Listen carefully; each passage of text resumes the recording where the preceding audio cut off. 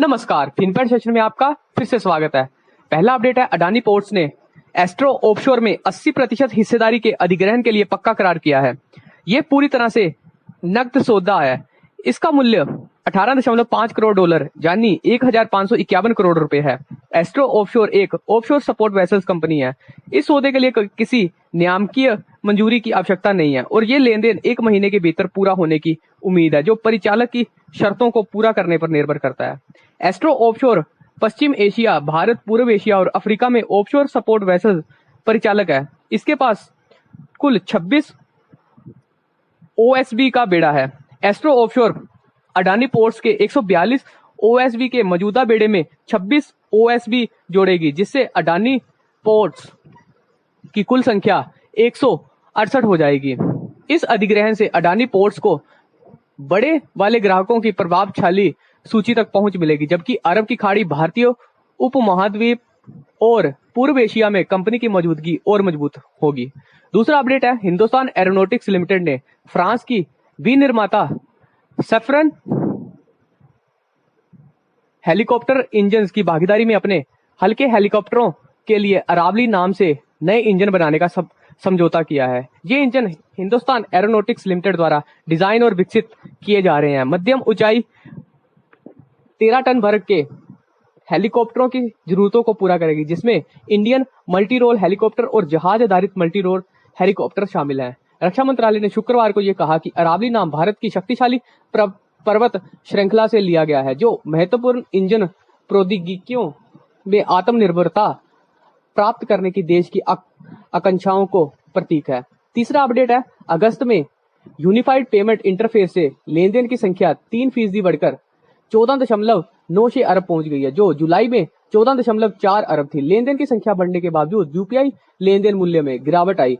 जुलाई में 20.64 लाख करोड़ रुपए का मूल्य का लेन देन हुआ, जो अगस्त में घटकर 20.61 लाख करोड़ रुपए रह गया। अप्रैल 2016 के बाद से यूपीआई के शुरू होने के बाद से अगस्त में लेन देन की संख्या सबसे अधिक रही।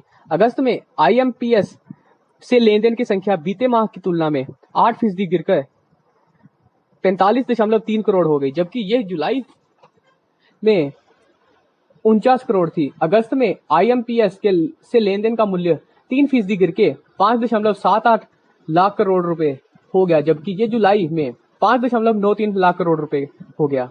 चौथा अपडेट है, अगस्त महीने में गुड्स एंड सर्विस टैक्स संग्रह पिछले महीने के 1.65 लाख करोड़ रुपए से 9.2% घटकर 1.5 लाख करोड़ रुपए रह गया। खासकर रिफंड भरने के कारण ऐसा हुआ है। सरकार की ओर से रविवार को जारी आंकड़ों के मुताबिक पिछले साल की तुलना में 6.5% वृद्धि हुई, जबकि जुलाई में 14.4% वृद्धि हुई थी।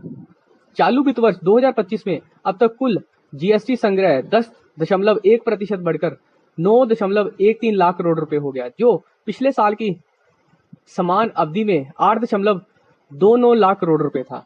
रिफंड की वजह से शुद्ध जीएसटी राजस्व में गिरावट के बावजूद सकल जीएसटी संग्रह में लगातार हो रही बढ़ोतरी से अर्थव्यवस्था में तेजी का पता चलता है। घरेलू और निर्यात दोनों क्षेत्रों में जारी किया गया रिफंड अधिक रहा, जिसकी वजह से अगस्त में प्राप्तियों पर असर पड़ा।